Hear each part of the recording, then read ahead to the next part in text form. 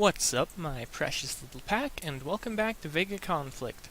Before anybody read through the comments section and realized that I said I was going to be making a targeting video for the guide for basically how to rapidly fight single targets, all it is, it's just simple fleet setup, strafing backwards, and focusing fire on a single target, restrafe to make sure the fleet holds formation, anything like that. That isn't this video.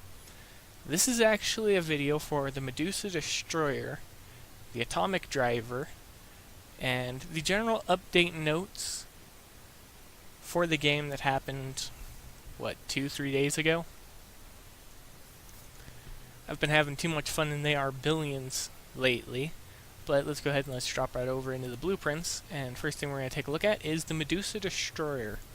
It is the next ship being introduced for the Umbra faction, and just from its UI picture, it actually looks quite entertaining and actually pretty cool. It kind of looks like a dragon head for the very front of it, from this angle. And I actually like that, because I'm a fan of dragons as well as other mythical creatures, varying from dragon to a few mythical class wolves, such as fire wolves, things like that. But let's give its stats rundown, and I'll give it my thoughts, and I'll compare it to its predecessor, which was the Inquisitor. And there's something that I do want to point out about the ship, but I'll do that towards the end of the quick overview of its stats and modifiers. Repair time, 44 minutes, 48 seconds. Okay, that's effectively standard for most destroyers at this point, around 40 minutes, 45 minutes-ish. Health, 5,375 hit points. Don't really care because most of us are going to strap it up with ablative armor and it's not going to really matter. Maximum mass, 18,255 tons at level 1. That isn't that bad. That gives plenty of fittings until you actually see the weight of the weapons. Cargo, 1,813,200 tons. Pretty decent for a destroyer, especially when you compare it to low-tier ships. Ship speed, 260 forwards. Have they always been 260? I feel like that's...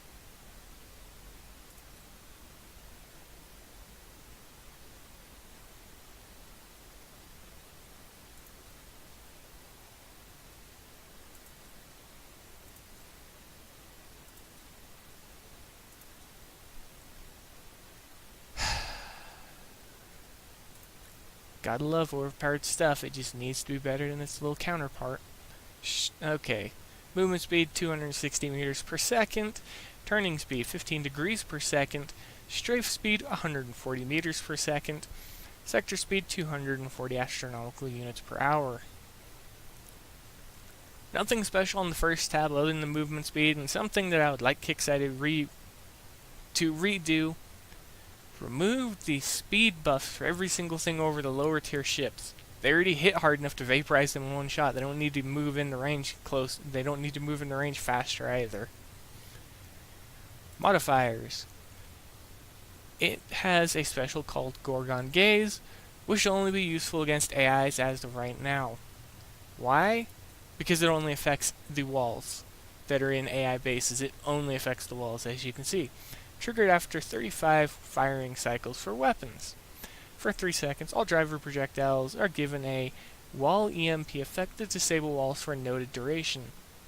So it has absolutely no use or bonus towards anything major towards destroying player bases, because unlike its predecessor, the Inquisitor, it doesn't gain increased shell range or anything like that, so its shells just can't travel for millions of freaking miles. And it only EMPs for 2 seconds. 20% Altarian damage bonus, like what we've seen with everything. Range of 150, which is typical of destroyers. It does, however, do increased module damage, which is effectively normal for, I believe, the vast majority of all high-tier destroyers. Actually, no, it only starts with the Altarian, because modules weren't underpowered enough. Why not just add on the additional damage? Watch them disappear a little bit faster. And the resistance tab. Normally resistances are viewed in the ships and stuff like that, but now we can actually click on them and view them right here. 50% and 100% respectively to Alien and Blight Nebula. Okay, now onto the entertaining part that I found quite interesting, and that is its atomic driver. Do not think it's going to hit moving targets exceptionally well like all previous weapons. It has an exceptionally low speed of 850 meters per second. By default, I could almost push a set of cutters faster than that, or around that speed, or a little bit under that speed, doing nothing but a cutter build or a build with a support field carrier such as a paladin with a harmonic, and just go all out harmonic speed for the fleet, as well as thrusters, the best you can get on everything. And the total speed would be more than enough that you can actually turn, run away, give yourself time to think of how you want to dodge, and then go and kill the destroyer. If they use a full fitting of these weapons, because they're not locked to destroyers only, they can be put on anything, just like the Nova missile. And one thing I noticed is the AoE. Okay, let's just go over the stats of them. Level 1, I'll talk about the higher level. Damage per second, 253, so it's going to hit like a freight train, which is no surprise, most of the high tier stuff does. It has 2,602 mass at level 1, that's no surprise, most of the high tier driver weapons are just heavy as can be. Range, 3,000 meters to 5,200 meters, so it's got a very large gap where if you can rush a ship through, it will not be able to fight back unless the opponent is using something such as surge beams or any other type of close-range energy beam to deal with you. The projectile range, however, is 5,980, so it's only 780 more than what the actual range is, so it'll only go outside your firing arc by just a little bit. Again, the speed is abysmal, however, as they noted in the forum, the rounds explode on the first impact. And they have a 450 meter burst radius around them. Now, it's not an explosive weapon, you can't boost it with anything like AM warheads or any of the equivalent higher tier components, well, specials in this case. And again, it is locked to Umbra vessels only. And that's only level 1 with 253 damage per second. And as we'll be able to see, the damage per second is a major step up over the Nova missile, with the exception of the Nova missile being able to burst out into the star radius, just destroy everything in a short area. But level 1, 253, the stats are all the same with the exception of the weight changes and stuff like that. Level 3, 380, almost 400 damage per second, just another 20 damage per second, it would have been better. It would have been right up there. And it actually weighs only around 995 tons more. And I'm just saying off the top of my head, I actually don't know the exact calculation. I don't feel like doing it because I'm pretty tired and I'm not going to run the math in my head. I'm just going based off of what I can see very easily. An even easier suggestion would have just been 900. But that is the atomic driver as well as the Medusa hull. Now, what do I think of the ship? Well, I'll have to wait and test it out, but so far destroyers have been my go-to for farming time tokens during the riots, so I always use them because I always find them fun to use in the secondary fleet.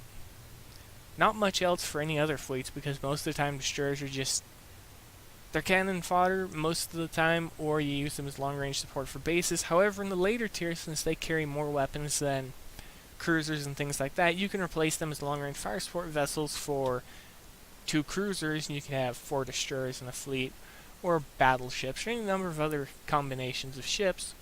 But it's just because they carry more weapons than your cruisers, you can have the cruisers be effectively replaced by a few of them that hit a little bit harder. Okay, now on to the other portion of the video I want to talk about, and that was the update notes and very specific things that happened with it.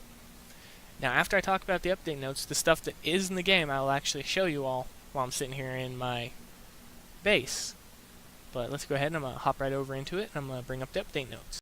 Okay, here are the update notes. And the monthly event for next month begins on October 4th, and it's called Redux, and it will be giving us the Umbra Destroyer that I just went over and talked about, the Medusa. And I'm not too worried about any of this. I'm not too worried. Bloody freaking voice. I'm not too worried about any of this stuff because I lately haven't been partaking in the Alliance Wars because I I honestly don't care about technologies that's already obsolete by stuff I'm earning in the primary track of each month. Now, if they were releasing the PvP version of the ship they released in that primary month, yeah, I'd be picking them up because they would be a more powerful version. They'd be the best way to defend yourself against PvP attacks. But they don't do that. They wait several months after, and they're just completely useless. So that stuff doesn't really matter to me. I already went over everything like that, so it's not all that important.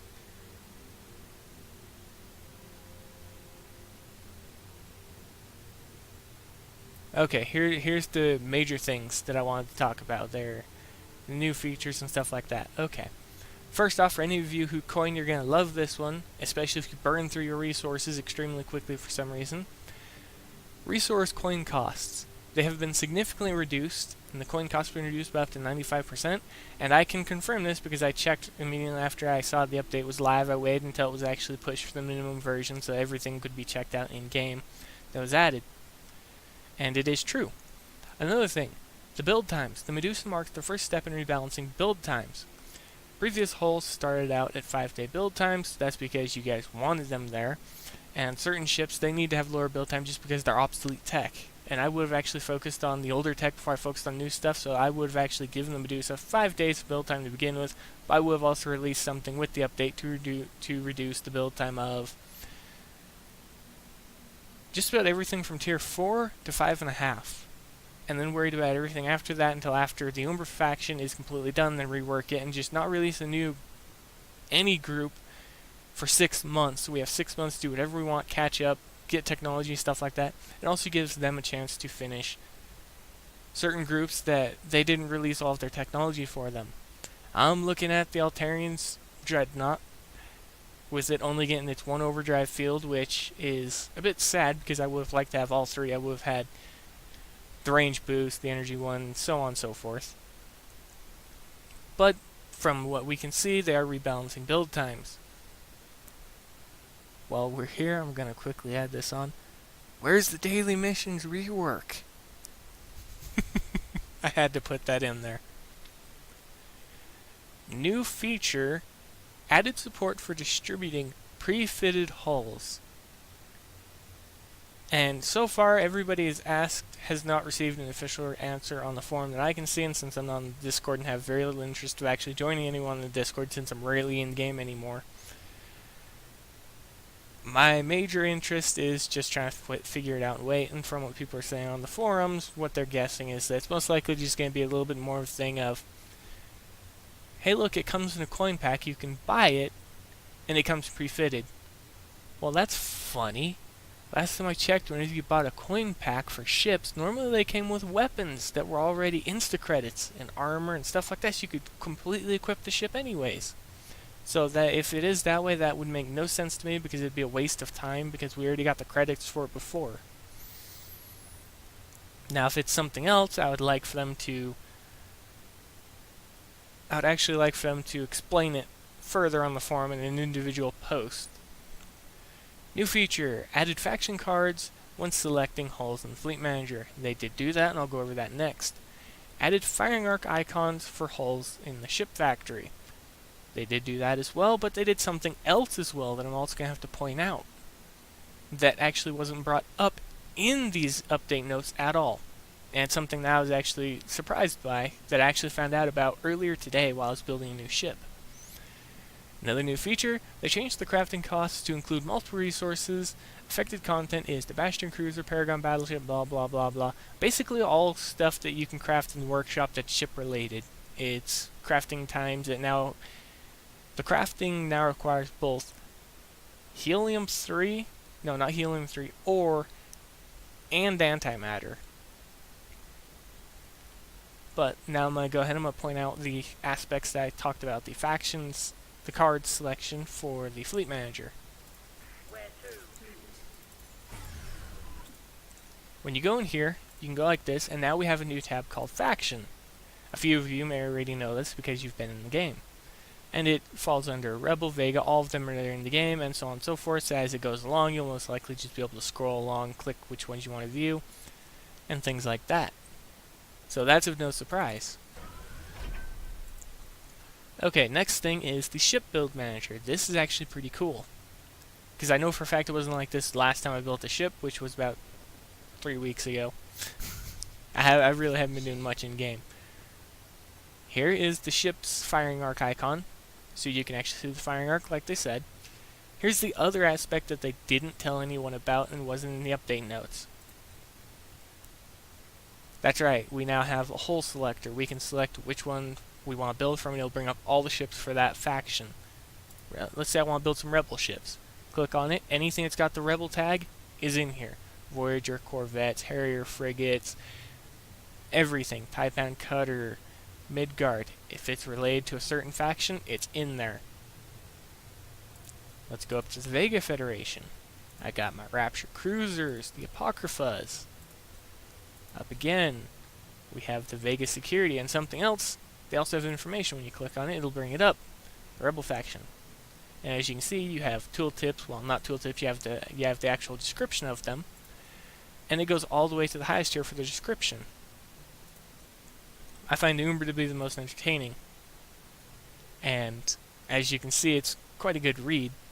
But I'm not going to read it right now because, well, one, my voice is cracking, and probably should get something to drink. But I also want to finish reading this all off because there's not much else to talk about. Basically what I wanted to do was list off all that stuff and share my thoughts on everything that's been going on. First off, last weekend and last week period, there was no content at all, and there wasn't anything until Wednesday of this week.